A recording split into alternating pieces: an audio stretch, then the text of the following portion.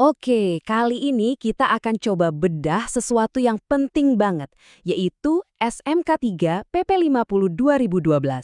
Mungkin namanya terdengar rumit ya, tapi ini adalah sistem yang dirancang untuk melindungi kita semua, para pekerja di Indonesia. Tenang aja, kita akan pecah aturannya yang kelihatannya kompleks ini jadi sesuatu yang gampang dicerna. Nah, sebelum kita jauh-jauh ngebahas aturan, coba kita mulai dengan satu pertanyaan simpel tapi penting. Kalau ada kecelakaan kerja, berapa sih kerugiannya? Mungkin yang kepikiran pertama kali adalah biaya rumah sakit, ya kan? Tapi ternyata jawabannya itu jauh-jauh lebih besar dari yang kita kira. Dan ini bukan cuma soal uang. Jadi, untuk ngerti solusinya, kita harus paham dulu dong masalahnya. Kenapa sih kecelakaan bisa terjadi? Untungnya, para ahli K3 udah punya model-model yang keren banget buat bantu kita melihat akar permasalahannya. Pernah main domino? Nah, bayangin deh, kecelakaan kerja itu kayak efek domino. Cedera yang terjadi itu cuma domino terakhir yang jatuh. Ada rentetan penyebabnya di belakang. Dan yang paling penting dari teori ini apa?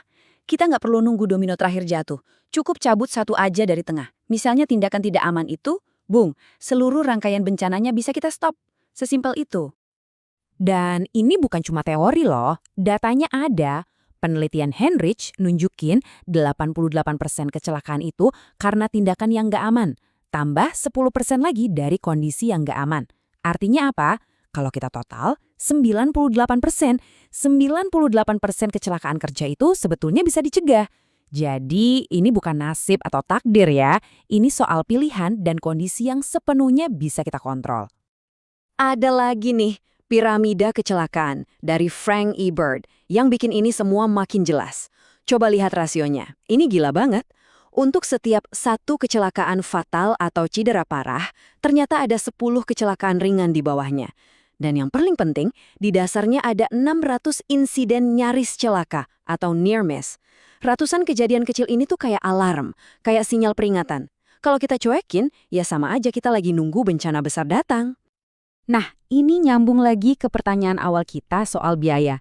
Coba kita lihat pakai teori gunung es.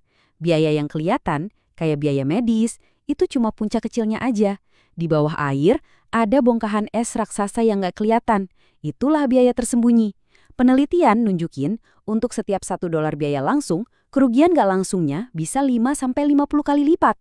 Bayangin, kerusakan alat, produksi berhenti, nama baik perusahaan hancur, itu semua biayanya gede banget. Oke, sekarang kita udah lihat kan, masalahnya tuh besar, biayanya mahal, dan sebetulnya bisa dicegah. Terus gimana? Nah, karena inilah pemerintah Indonesia turun tangan dan menciptakan sebuah solusi yang sifatnya wajib. Dasar hukumnya jelas banget, ada di pasal 87 Undang-Undang Nomor 13 Tahun 2003. Di situ dibilang kalau setiap perusahaan wajib menerapkan sistem manajemen K3. Jadi ini bukan lagi pilihan atau nice to have ya, ini kewajiban hukum. Sistem yang kita bahas ini, SMK 3, sering dibanding-bandingin sama standar internasional, ISO 45001. Mirip tapi beda banget. Bedanya di mana? ISO 45001 itu sifatnya sukarela, berlaku internasional. Nah kalau SMK 3, ini wajib hukumnya di Indonesia untuk perusahaan-perusahaan tertentu. Dan kalau nggak nurut, ada sanksi hukumnya. Itu beda paling utamanya. Terus, gimana sih cara kerjanya di lapangan? Oke, mungkin kalau lihat ada 166 kriteria, kelihatannya libet banget ya. Tapi tenang, intinya itu cuma satu siklus simpel yang muter terus. Tujuannya cuma satu, perbaikan berkelanjutan. Nah, ini dia jantungnya sistem SMK 3, siklus PDCA. Gampang kok ngingetnya? Plan, kita bikin rencana dan komitmen. Do, kita laksanakan rencananya. Cek, kita pantau dan evaluasi hasilnya gimana.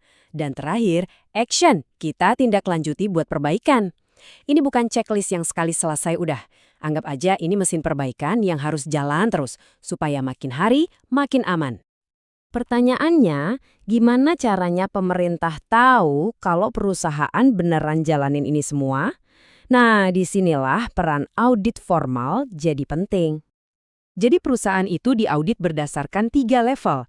Ada tingkat awal yang ngecek 64 kriteria, terus naik ke tingkat transisi dengan 122 kriteria, sampai yang paling lengkap itu tingkat lanjutan yang mencakup semua 166 kriteria. Waktu audit, kalau ada yang nggak beres, temuannya itu dikasih kategori. Ada minor, ya ini biasanya inkonsistensi kecil aja. Terus ada mayor. Nah, ini lebih serius. Artinya ada aturan hukum atau prinsip inti SMK 3 yang dilanggar. Dan yang paling gawat, kritikal. Ini adalah temuan yang bisa menyebabkan kematian dan harus diperbaiki dalam waktu 1 kali 24 jam. Nggak bisa ditawar. Setelah semua diperiksa, nanti keluar nilainya. Kalau skornya 0 sampai 59%, hasilnya kurang. Kalau 60 sampai 84%, itu baik. Dan kalau bisa dapat 85 sampai 100%, hasilnya memuaskan. Nah, dari nilai inilah nanti ketahuan perusahaan itu lulus atau enggak dan dapat sertifikat level apa. Jadi intinya gini, kalau performanya bagus, dapat nilai baik atau memuaskan, perusahaan akan dapat penghargaan, bisa sertifikat perak atau emas.